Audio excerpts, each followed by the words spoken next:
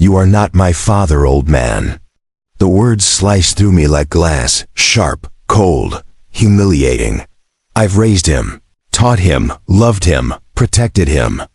And now he stands in front of me, tearing the retirement papers I worked decades to earn, right in my face. I don't react immediately. I don't shout. I don't fight. I breathe, slowly, carefully. The papers flutter across the floor. White sheets drifting like ashes of my dignity. He shouts again, his voice cracking, filled with hatred I never imagined he could feel.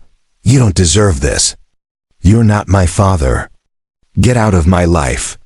I watch him, noting every twitch, every tremor in his hands, every flare of arrogance in his chest. He thinks yelling will break me. He thinks destruction is power. He is wrong. I smile. Not a victory smile. Not a cruel smile. A quiet, knowing smile. Because I know something he doesn't, single quotes to. I reach into my pocket. Slowly, deliberately, my fingers wrap around the smooth metal of my phone. A single number. The number I saved for emergencies. For moments when words and anger fail. I dialed. The tone hums. It rings, and then a voice. Calm, controlled. Yes? It's time, I whisper. The night outside grows colder. The wind bites at my face. But the warmth inside the house, the laughter, the oblivious celebration, doesn't matter. My son will see soon enough. 30 minutes later, the street outside my son's house is almost empty. Fog rolls low across the asphalt, swallowing the sound of passing cars. The world feels heavier, tense, waiting. A black car glides silently to the curb. Doors open. 3 men step out, tall, controlled, precise. One carries a black case. Their presence alone shifts the air, like the world itself holds its breath. I step forward. No words, no threats. Just quiet authority. They follow. Not a motion wasted. Not a step taken without intent. Inside, the house is alive with oblivious sounds. Laughter, clinking glasses, music faintly pulsing. But my son, he senses the change. His posture stiffens. Eyes wide. Shoulders tense. They enter. No noise, no announcement. The room pauses. Music falters. Conversations die mid-sentence. He stumbles back, breath-catching. I don't understand, he mutters. Voice cracking. Fear creeping into the edges of his arrogance. I place a hand lightly on his shoulder, calm, silent. You think this is punishment, I whisper. It's not. It's understanding. His friends stare. Whispers ripple across the room. He freezes. Eyes darting. His arrogance falters. For the first time, he sees what he's ignored. I kneel, gathering the torn retirement papers from the floor. Smooth them with care. Not for him. Not for anyone else. But for the quiet satisfaction of knowing a lesson is about to be learned. He sinks into a chair. Hands trembling. Eyes locked on me, wide with guilt, fear, and confusion. I didn't. He starts. I didn't realize. But he can't finish. Not yet. I remain silent. Presence heavier than any lecture, more powerful than any shout. Letting the moment stretch. Let it sink into him like ice into warm water. The men behind me remain still. Silent, their presence a shadow of authority. He cannot ignore. The weight of what he's done presses down on him. He drops his head into his hands. Shivering slightly. This is all my fault, he whispers. The papers at my feet no longer matter. Insignificant compared to the lesson he now feels in his bones. I reach out, resting a firm hand on his shoulder. Good, I say softly. Feel it. Understand it. The world doesn't bend to arrogance. Respect is earned. Humility is learned. And lessons. Sometimes they hurt before you finally see them. He swallows, trembling. Tears prick his eyes. I don't know what to say. Then listen, I reply. Actions speak louder than words. Remember this moment. It won't come again. The men leave quietly, slipping into the fog, leaving only the weight of the lesson. I glance at my son. Broken, humbled, confused, but finally, seeing. The sun begins to rise over the horizon. Morning light spills over the street, touching the torn papers at my feet. The lesson is done. The silence louder than any argument. I kneel one last time, gathering the papers, folding them slowly, deliberately, and for the first time in decades, I feel calm. The lesson is planted. The seed of change has begun, and somewhere deep inside I know the next steps he takes will define him forever. The next morning, the world feels heavier. Not the kind of heavy that presses on the shoulders. No, this is deeper. A weight that settles in the chest, squeezing, reminding, warning. I walk slowly down the street. The wind cuts across my face, but it feels different today.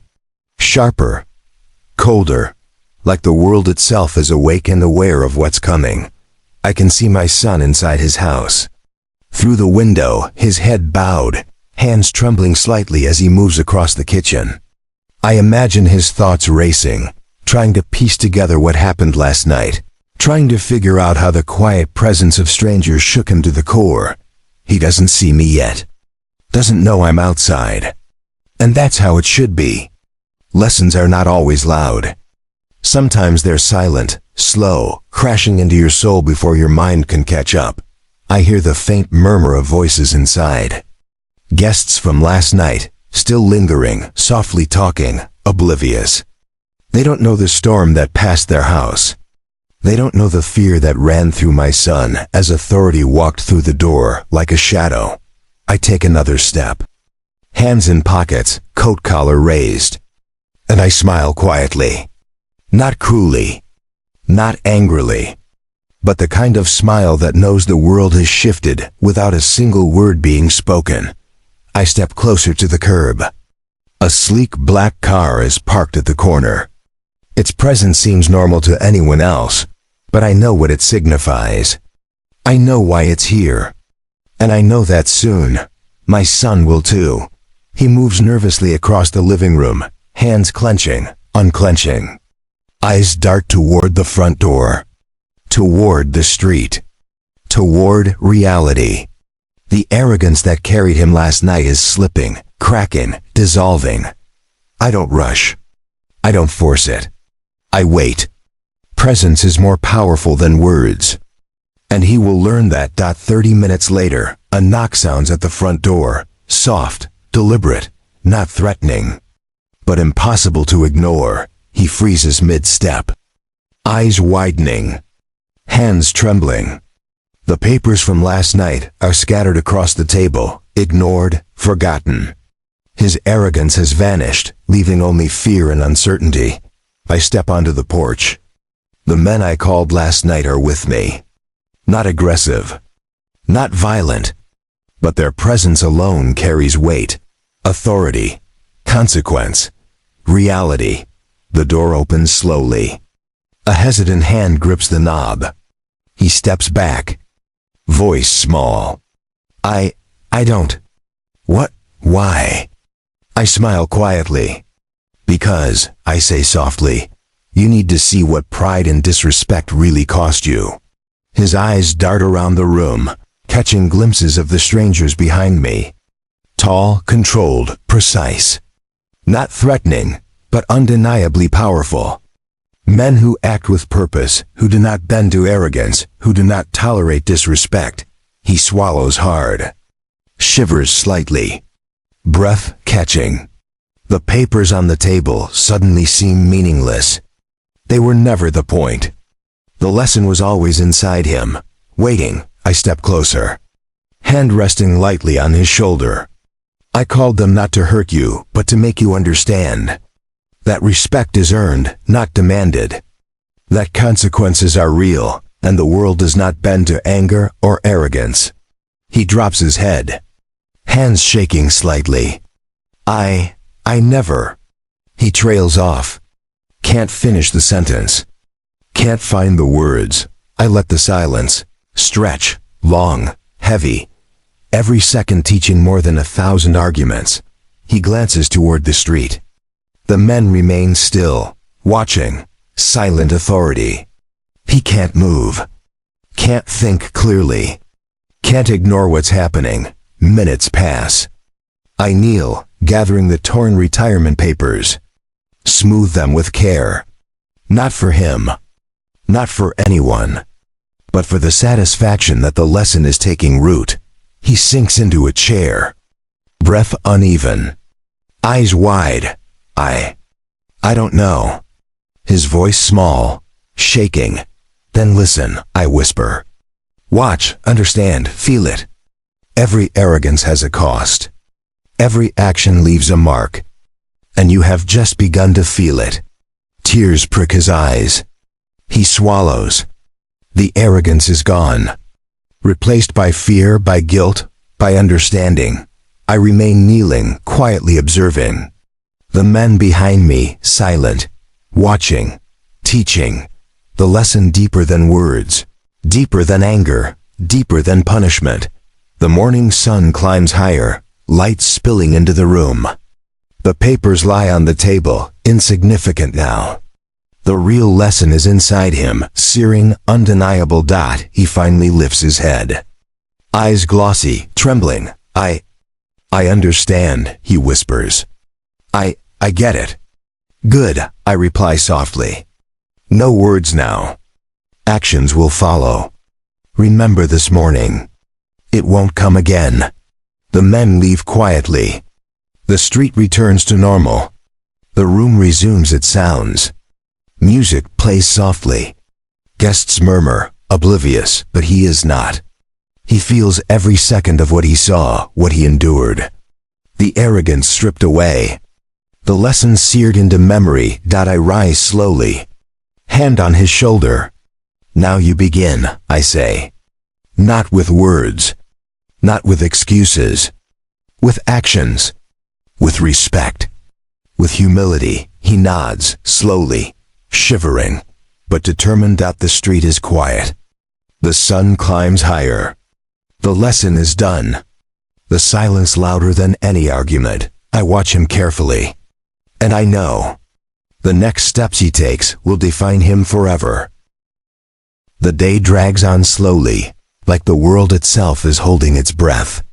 Every second stretches, every moment heavier than the last. I watch from a distance, hidden in plain sight, observing the son who once tore my life's work into pieces. He moves around the house like a man haunted, each step hesitant, unsure. The arrogance that once carried him crumbles under the weight of reality. The phone call I made last night was only the beginning. The lesson isn't over. It never is. The world doesn't bend to arrogance, and he is about to understand that in ways he can't ignore. He paces the kitchen, hands clenching, unclenching, like a caged animal trying to control himself. He glances toward the street. The memory of strangers entering his house lingers in his mind. A shadow of authority he can't shake. I step closer, keeping distance, but visible, like a ghost. Watching him learn without words. The first guests arrive at his door, business partners, friends, associates. They greet him casually, smiling, oblivious. But he is not. He notices something immediately, the subtle shifts in their gaze. The hesitation, the respect, or lack thereof. That he feels now in a way he never did before. I let him fumble, let him feel the disorientation. Let him realize that the world has rules, and arrogance is not one of them. The men I called last night remain in the background, unseen by anyone but him. Tall, silent, precise, like shadows that follow. Their presence alone teaches him more than words ever could. He sits in the living room, hands gripping the edge of a chair, breath uneven, eyes wide. He starts to understand the fragility of his position, the weight of his choices. I approach slowly, carefully. No anger, no force. Just quiet authority. You've been blind, I say softly. To respect, to consequence, to reality. You thought the world would bend for you, but it doesn't. And now, you feel it. He swallows, trembling, the first flickers of fear in his eyes. I didn't know. He trails off, voice breaking. No, I interrupt gently. You didn't want to know. You never did. And now you have no choice but to feel it. The men behind me shift slightly, their presence reminding him that consequences are real. That authority, when silent, speaks louder than words. Minutes pass. He drops his head into his hands. Shivers run through him. I've been wrong, he whispers. The arrogance is gone. Fear has replaced it. Guilt begins to creep in. I kneel, gathering the torn retirement papers from the table, folding them slowly, deliberately. Not for him. Not for anyone else. But for the satisfaction that a lesson is taking root. Good, I say softly. Feel it. Learn it. Let it sink into your bones. Because pride, arrogance, and disrespect are not free. They cost everything. He swallows hard, trembling. Eyes glossy, tears threatening. I want to make it right, he whispers. Then do it, I reply calmly. Start with truth. Start with honesty. No excuses. No hiding, no pride. Just action. He glances toward the street. The men remain still, silent, unmoving, a shadow of consequences that cannot be ignored. His mind races, trying to imagine how he can repair what he destroyed. Hours pass. He fumbles, reaches out, calls people he wronged. Apologies stumble out of his mouth, awkward, shaky, but genuine. The world is already different for him. He feels it. Every second, every choice now carries weight. I stay silent. Watching, presence louder than any guidance I could offer. He begins to understand humility. Understanding. Respect. By evening, he is exhausted. Body tense, mind spinning. Eyes hollowed from the weight of guilt and realization. He sits in the chair where he screamed at me the night before. Papers still folded, silent witness. I step closer. Hand rests lightly on his shoulder. You have learned, I say softly, but this is only the beginning. Every choice from here on will define the man you become. He nods slowly, trembling. I see now. I won't forget this. Good, I say, because some lessons once learned last a lifetime. The men leave quietly, slipping into the night, their presence fading like shadows at dawn. The silence that remains is heavier than any argument. He exhales slowly, trembling. Finally lifts his head. Looks at me, vulnerability and fear etched across his features. I understand, he whispers. Yes, I reply. Now you live it. And remember, respect is earned, humility is learned, and arrogance always comes with a price. The moon rises high above, casting long shadows through the windows. The house is still, but he is awake in a way he never was before. The lessons of the night and day are deeply engraved. He is broken, humbled, and finally aware. And I stand silently, watching the transformation, knowing that some victories require no violence, no anger, only patience, control, and the quiet weight of truth. The night stretches, heavy and still, but the first cracks of change have begun. The arrogance, the pride, the cruelty, all fading under the weight of consequence. I glance at him one last time before leaving the room. He looks back, fear mixed with understanding. A boy no longer, but a man in the making. And somewhere deep inside, I know the climax is coming. The final lesson. The ultimate reckoning. The morning light creeps over the horizon, soft and hesitant, casting long shadows across the quiet street. I stand on the porch, watching my son through the window. He's awake early, tense, eyes wide. Hands fidgeting with the folded papers still on the table. Every movement betrays his fear, his guilt, and the weight of everything he's done. He glances toward the door. Then back at the papers. Then out the window again. As if searching for answers that only I can provide. But I don't move. I remain silent. Presence is more powerful than any lecture, any punishment. The world around him seems oblivious. Birds chirp softly. A car hums in the distance. The mail carrier passes by, unaware. And yet, inside this house, everything has changed. I take a deep breath. Step closer. The men I called last night remain in the shadows outside, ready to intervene or simply to serve as a reminder. They do not speak, do not move unnecessarily. Their presence alone is enough to anchor the lesson. He finally stands. Hands trembling slightly. "Dad," he says, voice low, barely audible. I don't know how to fix this. I don't even know where to start. I smile quietly, not cruelly, not triumphantly. Simply knowing. You start by admitting the truth. Facing reality, no excuses, no lies, no arrogance. His eyes meet mine. Fear, guilt, regret, all laid bare. He swallows hard. I was wrong. I don't deserve your forgiveness. Then earn it, I reply calmly. Not with words. Not with apologies alone, with actions, with accountability. With understanding. He nods slowly, shivering slightly. I will. I promise. I study him closely. For years I raised him, guided him, and protected him. Now for the first time, he truly sees me. Not just as a father, not just as a provider, but as a force of consequence, a presence that cannot be ignored. He steps toward the door, pauses, glances back at me.